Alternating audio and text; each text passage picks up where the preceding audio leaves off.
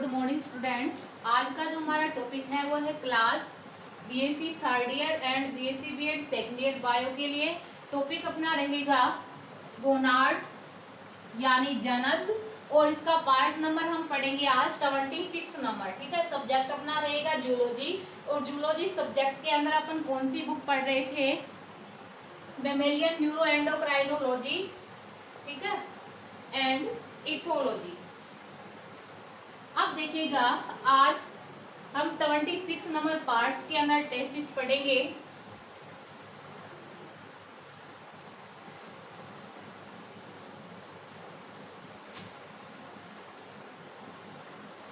पहले तो ये देखिएगा, गोनाड्स क्या होते हैं वो मैंने पिछली क्लास के अंदर बताया था आपको। जो मेल और फीमेल जो रिप्रोडक्टिव ऑर्गन यानी नर और मादा जो जननांग होते हैं उसको कंप्लीटली गोनाड बोलते हैं, और गोनाड होते हैं वो 2 टाइप के होते हैं। ठीक है, फर्स्ट अपने क्या पढ़ा था?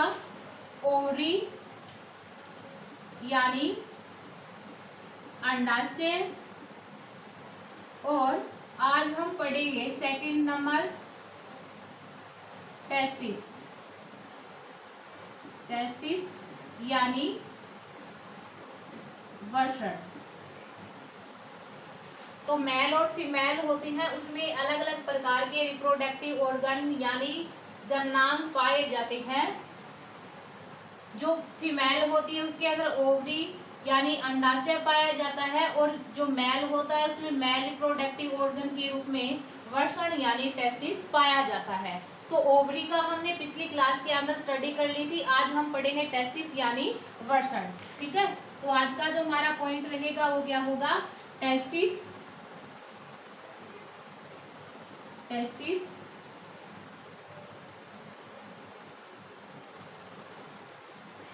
टेस्टिस यानी वृषण। टेस्टिस यानी वृषण। आप सभी जानते हो कि ये मेल का क्या है? रिप्रोडक्टिव ऑर्गन, यानी नर का क्या है? जननांग। ठीक है, नर जननांग के रूप में नर के अंदर क्या पाया जाता है? टेस्टिस यानी वृषण पाया जाता है। मैंने आपको टेस्टिस कंप्लीटली आपको जब रिप्रोडक्टिव सिस्टम पढ़ाया था, मेल और फीमेल रिप्रोडक्टिव सिस्टम, तब आपको टेस्टिस की संरचना कंप्लीटली बताई थी। अब देखिएगा, जो मेल होता है यानी जो नर होते हैं उसके अंदर एक जोड़ी क्या पाए जाते हैं? वृषण पाए जाते हैं। क्या पाए जाते हैं? एक जोड़ी वृषण पाए जाते हैं। ध्यान रखिएगा, मेल जो होता है यानी जो नर होता है उसमें एक जोड़ी क्या पाया जाता है? वृषण पाया जाता है। जो वृषण होते हैं वो वृषण कोश में पाए जाते हैं। वृषण किसमें पाया जाता है? वृषण यानी टेस्टिस, टेस्टिस सैक में पाए जाते हैं। कहने का मीन ये है कि मनुष्य के अंदर जो एक जोड़ी वृषण पाए जाते हैं, पहले ये देख लीजिए, जो वृषण होते हैं वो हल्के गुलाबी रंग के अपन को दिखाई देते हैं, और ये 5 सेंटीमीटर क्या होते हैं? लंबे होते हैं। 5 सेंटीमीटर क्या होते हैं? लंबे होते हैं, और 2.5 सेंटीमीटर क्या होते हैं? चौड़े होते हैं।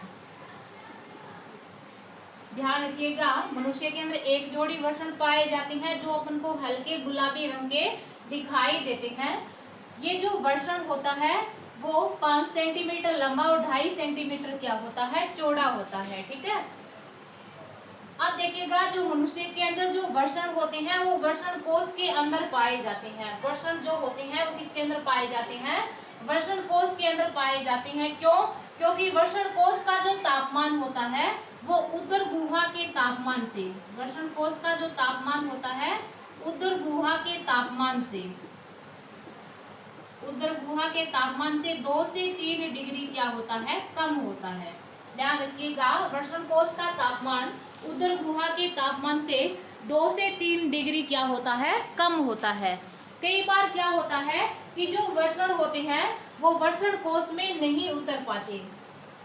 कई बार क्या होगा, जो वृषण होंगे वो वृषण कोश में नहीं उतर पाते। यदि वृषण वृषण कोश के अंदर नहीं उतर पाते तो इस घटना को अपन गोपिक वृषणता बोलते हैं। क्या बोलते हैं इस घटना को? गोपिक वृषणता यानी क्रिप्टोक्रीडिज्म बोलते हैं। क्रिप्टो क्रीडिज्म कहा जाता है। ध्यान रखिएगा, यदि वर्षण वर्षण कोश में नहीं उतर पाए तो इस घटना को गोपिक वर्षणता यानी क्रिप्टोक्रीडिज्म कहा जाता है। बट कई बार अधिक तापमान पर शुक्राणुओं का निर्माण प्लस परिपक्वन भी नहीं होता, यानी ना तो उसका मेच्योरेशन होता है और ना ही जो बन गए उसका मेच्योरेशन नहीं होता है। कई बार जो स्पर्म होते हैं वो बनते ही नहीं है अधिक टेम्परेचर होने के कारण। तो इस घटना को अपन क्या बोलते हैं, एजोस्पर्मिया। क्या बोलते हैं इस घटना को, एजोस्पर्मिया कहा जाता है। यानी वर्षण वर्षण कोश में नहीं उतर पाए तो इस घटना को क्रिप्टोक्रीडिज्म यानी गोपिक वर्षणता बोलते हैं। और यदि अधिक तापमान पर शुक्राणुओं का निर्माण या फिर उसका मेच्योरेशन यानी परिपक्व नहीं हो पाए तो इस घटना को अपन क्या बोलते हैं, एजोस्पर्मिया बोलते हैं। अब देखिएगा, अब अपन बनाते हैं टेस्टिस की स्ट्रक्चर यानी वर्षण की संरचना।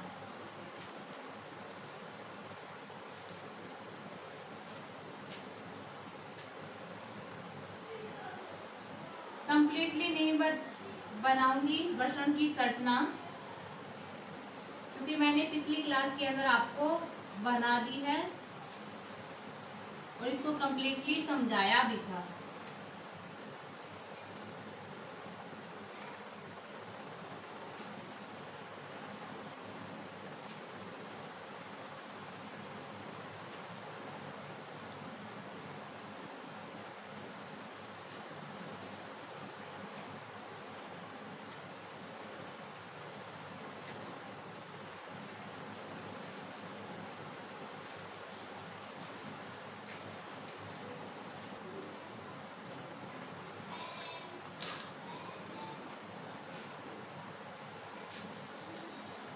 ऐसा कुछ आपने पिछली क्लास के अंदर डायग्राम पढ़ा था TSO टेस्टिस का, TSO टेस्टिस का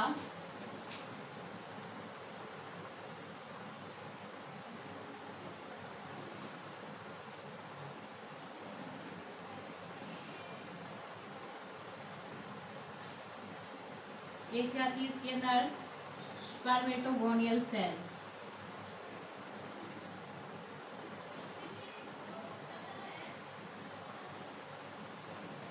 स्पर्मेटोगोनियल सेल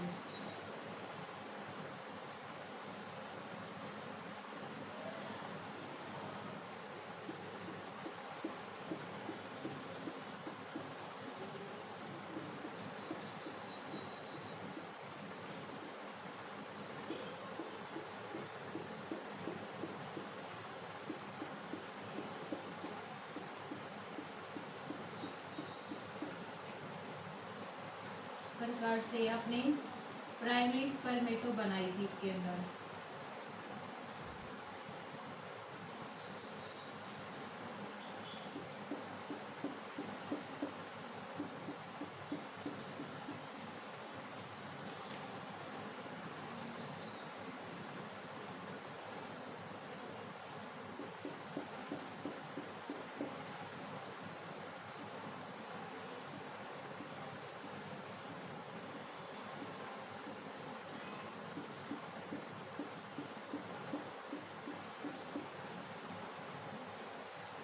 ये प्राइमरी स्पर्मेटोसाइट इधर बनाएंगे, सेकेंडरी स्पर्मेटोसाइट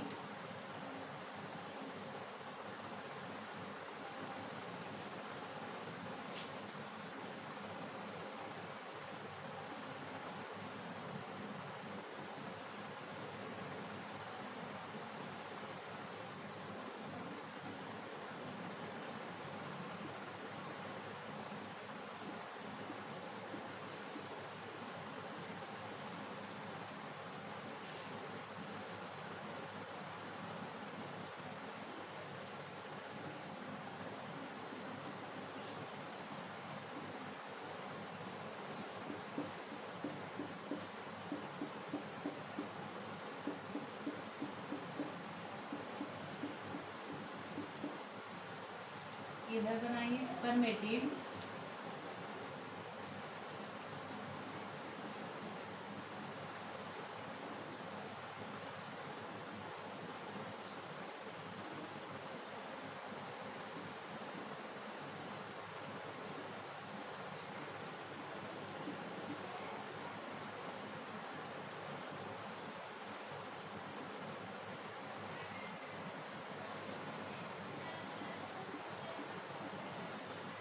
ये है स्पर्मेटिड और इधर क्या बनाएंगे, स्पर्म।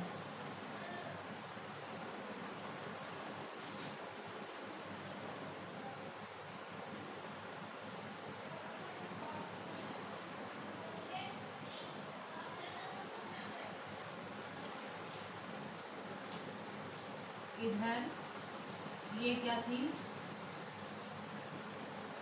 लेडिंग सेल, इधर ये थी ब्लड वेसल्स और ये थे नर्व,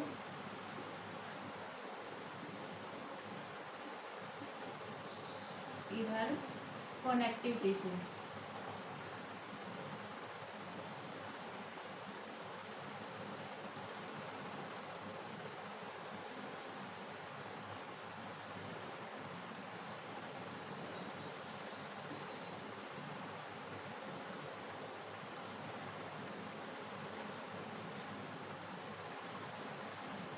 इस प्रकार से इधर भी दर्शाओगे आप कनेक्टिव टिश्यू को।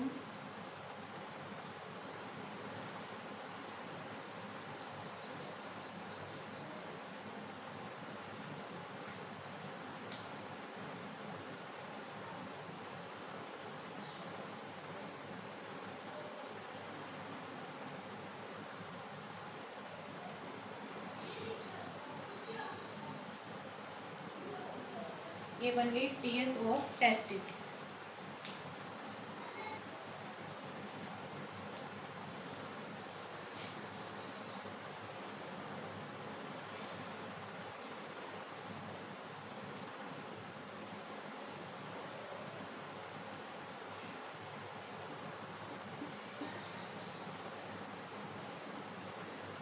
ये कनेक्टिव टिश्यू है, ठीक है। इसको क्या बोलेंगे, germinal epithelium, germinal epithelium,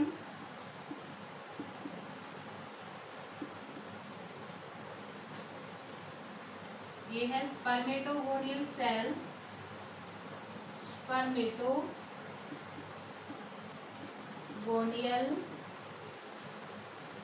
cell, इधर ये है प्राइमरी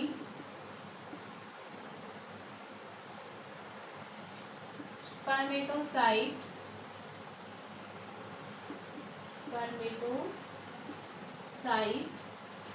इधर ये है सेकेंडरी स्पर्मेटोसाइट,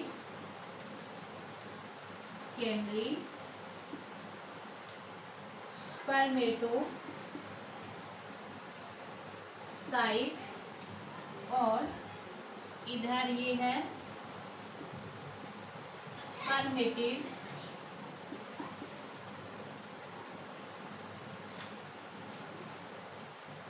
इधर ये क्या है, स्पर्म।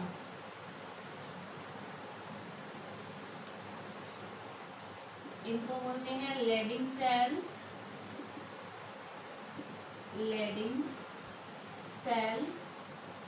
इधर ये है सर्टोली सेल,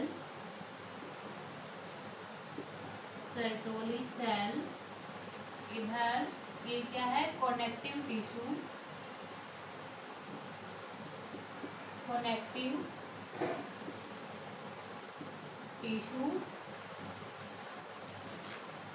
इधर ये क्या है, नर्व और ये है ब्लड वेसल्स, ठीक है। ये डायग्राम किसका है, टीएस ऑफ टेस्टिस यानी वर्षण की ट्रांसवर्स सेक्शन यानी अनुप्रस्थ काट का है। तो पिछली क्लास के अंदर भी आपको पढ़ाया था टेस्टिस का डायग्राम, आज फिर से बता देती हूँ कि टेस्टिस के चारों ओर दो आवरण पाए जाते हैं। कितने आवरण पाए जाते हैं, टेस्टिस के चारों ओर दो आवरण पाए जाते हैं, जिनमें से बाह्य आवरण को क्या बोलते हैं, ट्यूनिका वेजाइनलिस। बाह्य आवरण को क्या बोलते हैं, ट्यूनिका वेजाइनलिस, जो कि अपन को उदर गुहा के समान समान दिखाई देता है। टेस्टिस के चारों ओर दो आवरण पाए जाते हैं। बाह्य आवरण को क्या बोलते हैं? ट्यूनिका वेजाइनलिस, जो कि अपन को उदर गुहा के समान दिखाई देता है, जबकि आंतरिक आवरण को ट्यूनिका एल्बुजिनिया कहा जाता है। क्या बोलते हैं? ट्यूनिका एल्बुजिनिया कहा जाता है। आंतरिक आवरण को क्या बोलते हैं? ट्यूनिका एल्बुजिनिया कहा जाता है, जो कि अपन को कनेक्टिव टिश्यू यानी संयोजी ऊतक के समान दिखाई देता है। अब देखिएगा, ये ट्यूनिका एल्बुजिनिया ही वृषण के अंदर धंसकर सेप्टा का क्या करता है? निर्माण करता है, जिसके कारण जो वृषण होता है वो 200 से 300 पिंडों के अंदर बंट जाता है। ट्यूनिका एल्बुजिनिया वृषण के अंदर धंसता है इस प्रकार से, और धंस करके क्या बनाता है? सेप्टा का निर्माण करता है, जिसके कारण जो वृषण होता है वो 200 से 300 पिंडों के अंदर क्या हो जाता है? बंट जाता है। प्रत्येक पिंड के अंदर 2 से 3 शुक्रजनक नलिकाएं पाई जाती है। क्या पाई जाती है? प्रत्येक पिंड के अंदर 2 से 3 शुक्रजनक नलिकाएं पाई जाती है। अब देखिएगा, इन शुक्रजनक नलिकाओं के चारों ओर दो आवरण पाए जाते हैं। शुक्रजनक नलिका के चारों ओर क्या पाए जाते हैं? दो आवरण पाए जाते हैं। इनमें से बाह्य आवरण जो होता है उनको ट्यूनिका प्रोपरिया बोलते हैं। बाह्य आवरण को क्या बोलते हैं? ट्यूनिका प्रोपरिया कहा जाता है। ट्यूनिका प्रोपरिया कहा जाता है, जबकि आंतरिक आवरण को जर्मिनल एपिथेलियम कहा जाता है। आंतरिक आवरण को क्या बोलते हैं? Germinal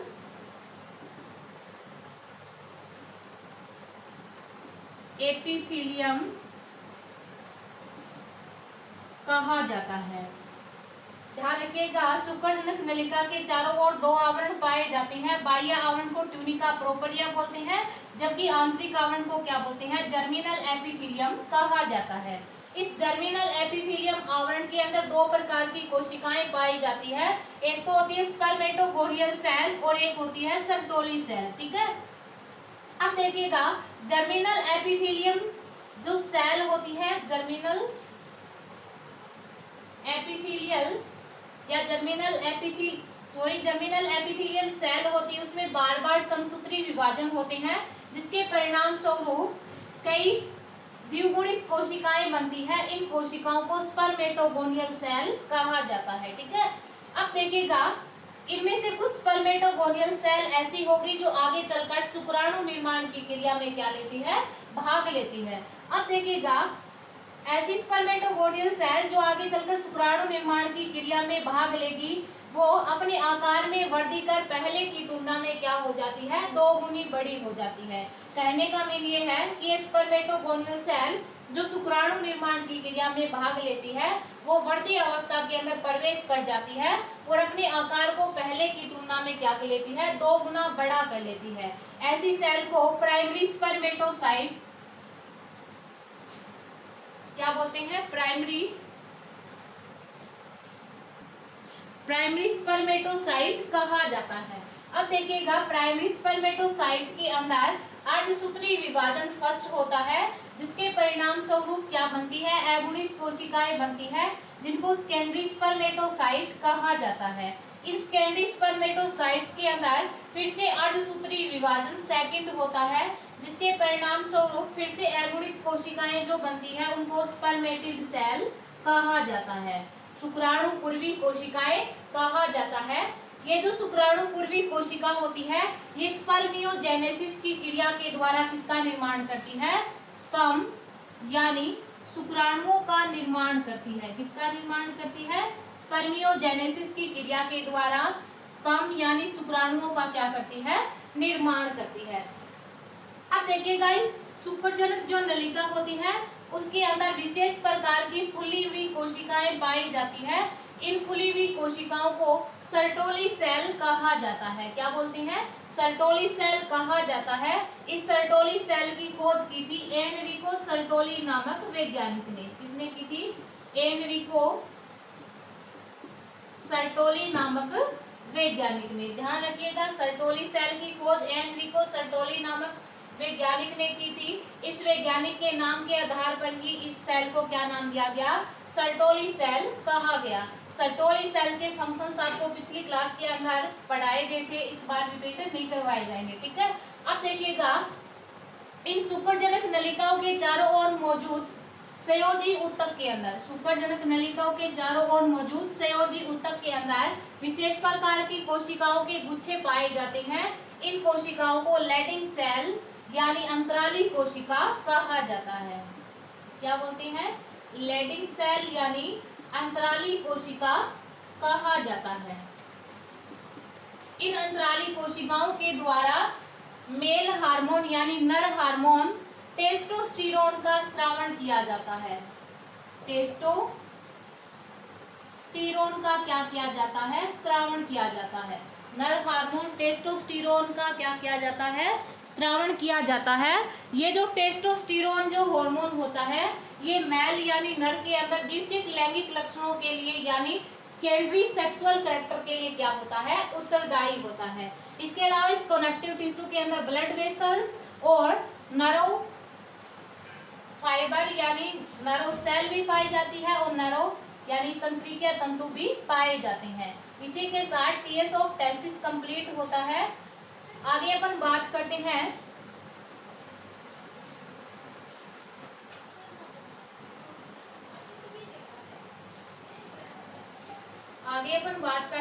hormone secreted by testis यानी वृषण के द्वारा स्रावित होने वाले हार्मोनों की। हार्मोन सिक्रेटेड बाय टेस्टिस यानी वृषण के द्वारा स्रावित होने वाले हार्मोन। अगला जो हमारा नेक्स्ट पॉइंट रहेगा वो क्या होगा? हार्मोन सिक्रेटेड बाय टेस्टिस यानी वृषण के द्वारा स्रावित होने वाले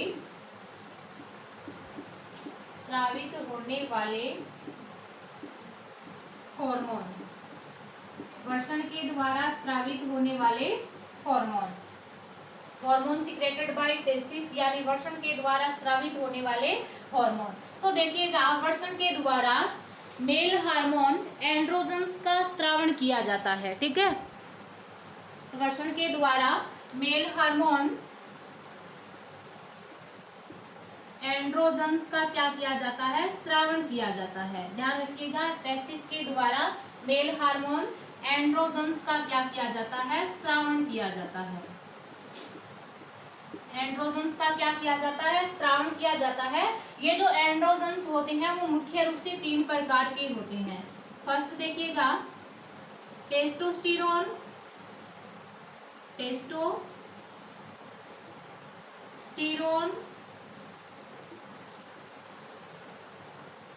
हार्मोन, टेस्टोस्टेरोन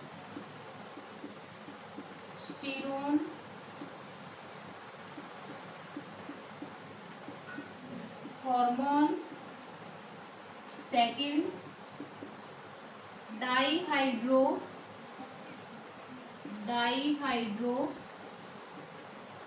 टेस्टोस्टेरोन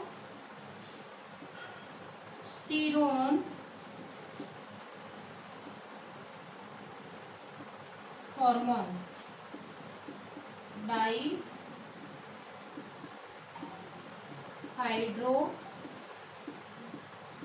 टेस्टोस्टेरोन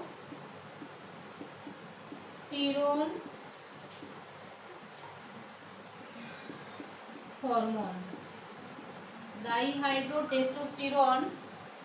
और थर्ड नंबर है एंड्रोस्टेनिडियोन। एंड्रोस्टेनिडियोन।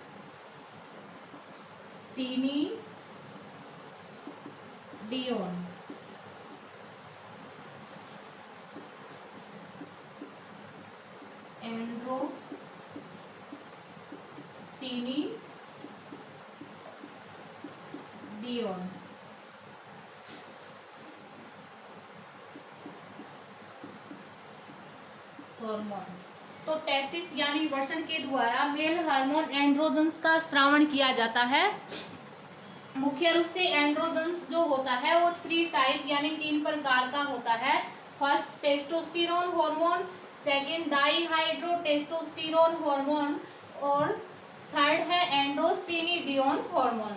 अब देखिएगा इन तीनों एंड्रोजन्स में से सबसे अधिक मात्रा में टेस्टोस्टेरोन हार्मोन का क्या किया जाता है, स्त्रावण किया जाता है। स्रावित तीनों प्रकार के एंड्रोजन्स किए जाते हैं, बट सर्वाधिक मात्रा में यानी अधिक मात्रा में टेस्टोस्टेरोन हार्मोन का क्या किया जाता है, स्त्रावण किया जाता है। टेस्टोस्टेरोन जो हार्मोन होता है एक स्टीरॉयड हार्मोन है। क्या होता है, एक स्टीरॉयड हार्मोन है। टेस्टोस्टेरोन जो होता है वो एक स्टीरॉयड हार्मोन होता है। जैसे ही टेस्टिस के द्वारा टेस्टोस्टेरोन हार्मोन स्रावित होगा, कहने का मीन ये है कि इसका स्रावण कौन सी सेल करती है, लैडिंग सेल। जैसे ही टेस्टोस्टेरोन हार्मोन लैडिंग सेल यानी अंतराली कोशिका के द्वारा स्रावित होगा तो कुछ समय तक यह ब्लड के अंदर प्रवाहित होता रहता है। कुछ समय तक टेस्टोस्टेरोन हार्मोन ब्लड के अंदर क्या होता है, प्रवाहित होता रहता है, प्रवाहित होता रहता है। लेकिन कुछ समय के पश्चात ये अपने टारगेट ऑर्गन यानी लक्ष्य अंगों के साथ जुड़ जाता है। ध्यान रखिएगा, कुछ समय तक टेस्टोस्टेरोन स्रावित होने के बाद ब्लड यानी रक्त के अंदर प्रवाहित होता रहता है, बट कुछ समय के पश्चात ये अपने टारगेट ऑर्गन यानी लक्ष्य अंगों के साथ जुड़ जाता है। अब देखिएगा, लक्ष्य अंगों में पहुंचने के टेस्टोस्टेरोन हार्मोन की कुछ मात्रा डाईहाइड्रोटेस्टोस्टेरोन हार्मोन के अंदर चेंज हो जाती है। इस बात को आप ध्यान रखिएगा कि जैसे ही टेस्टोस्टेरोन हार्मोन लक्ष्य अंगों के साथ जुड़ा, यानी कहने का मीन ये है कि जैसे ही टेस्टोस्टेरोन हार्मोन लक्ष्य अंगों के अंदर पहुंचा तो लक्ष्य अंगों में पहुंचने के पश्चात टेस्टोस्टेरोन हार्मोन की कुछ मात्रा किसमें चेंज हो जाती है, डाईहाइड्रोटेस्टोस्टेरोन हार्मोन के अंदर चेंज हो जाती है। इसी के साथ हार्मोन सिक्रेटेड बाय टेस्टिस यानी वृषण के द्वारा स्रावित होने वाले हार्मोन्स का जो पॉइंट है वो कंप्लीट होता है। आगे अपन बात करते हैं फंक्शंस ऑफ टेस्टोस्टेरोन हार्मोन की।